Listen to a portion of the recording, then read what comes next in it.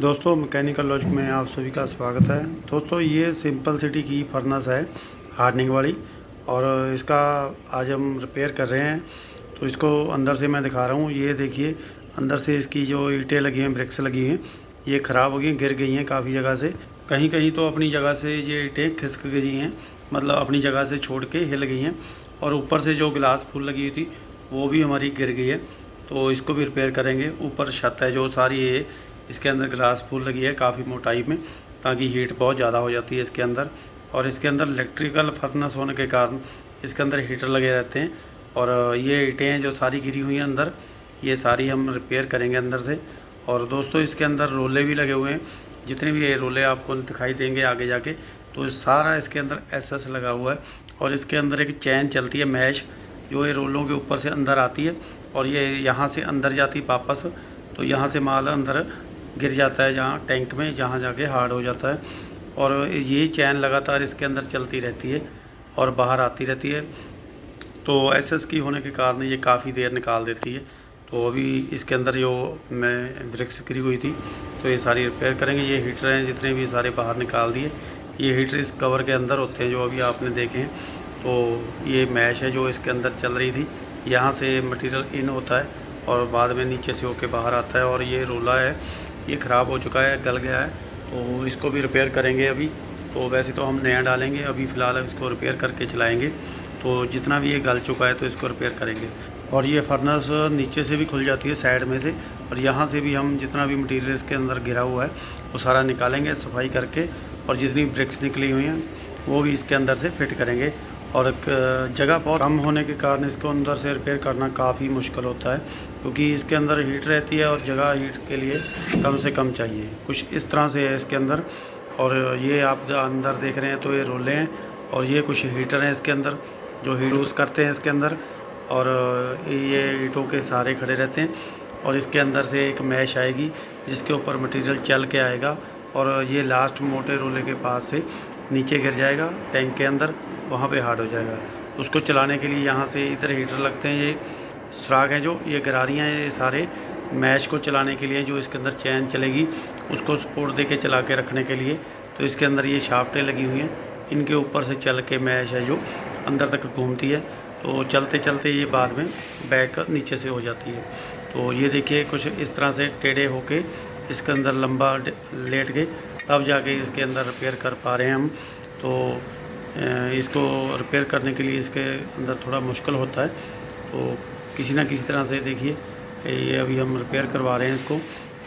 तो थोड़ी थोड़ी देर बाद बंदे को सांस लेने के लिए बाहर आना पड़ता है, जहाँ थोड़ा बैठे बैठे तंग हो जाता है, तो फिर बाहर आके फिर अंदर जाता है दोबारा।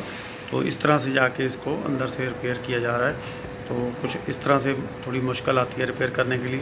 तो मैं इसलिए आपको दिखाना चाहता हूँ कि आपको भी कभी ऐसी प्रॉब्लम आ जाए तो आप इस तरह से इसको रिपेयर करवा सकते हैं। अभी हम इसके अंदर से जो रोले थे हमारे, उनकी शाफ्टों को बाहर निकाल रहे हैं, क्योंकि आगे जाके रिपेयर जो करना है वहाँ पे बैठने की जगह नहीं है।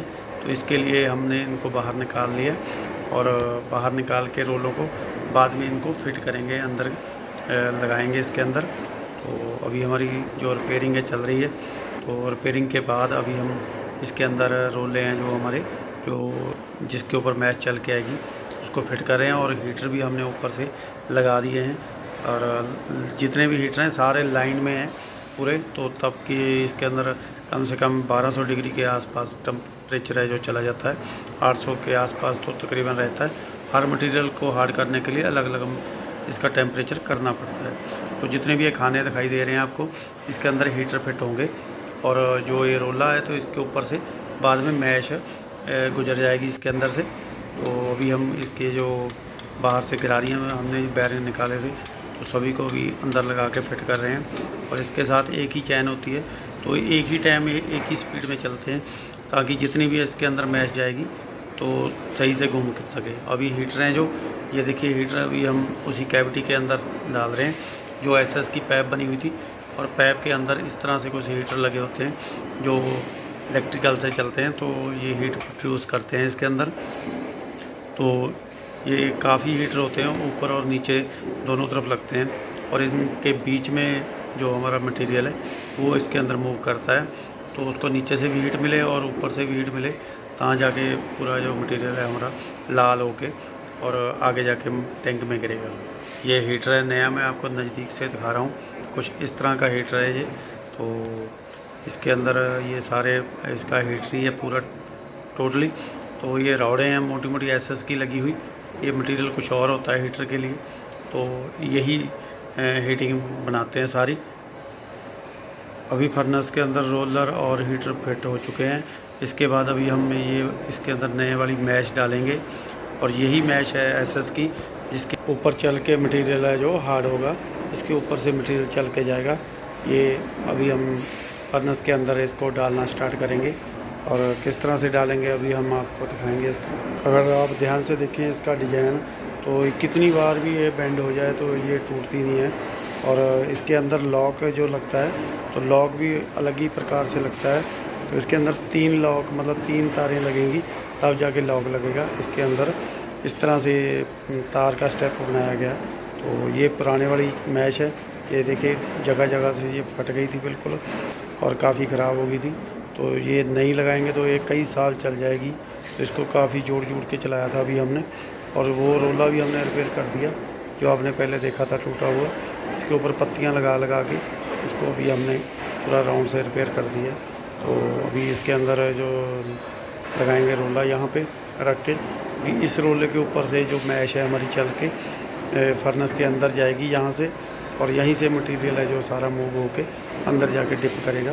तो यहाँ पे लगाने के बाद अभी हम जो मैश है इसको अंदर डालना स्टार्ट कर देंगे। यहाँ रख के हमने बांधने के बाद ये देखिए आगे खींचते जाएंगे, इस तरह से अंदर चली जाएगी, और इसको थोड़ा थोड़ा खोलते जाएंगे, और उधर से हम इसको खींच रहे हैं थोड़ा थोड़ा करके। तो जैसे ही ये वहाँ पे पहुँचेगी तो उधर से खींच के फिर हम नीचे इसको डालेंगे।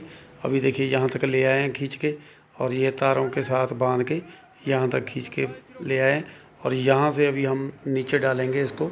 और नीचे से हम फर्नेस होते हुए ये पानी के अंदर से होते, क्योंकि फर्नेस के अंदर चली जाती है दोबारा से, तो ये लाल हो जाती है, तो दोबारा ठंडी करने के लिए ये पानी से गुजार के वापस लानी पड़ती है।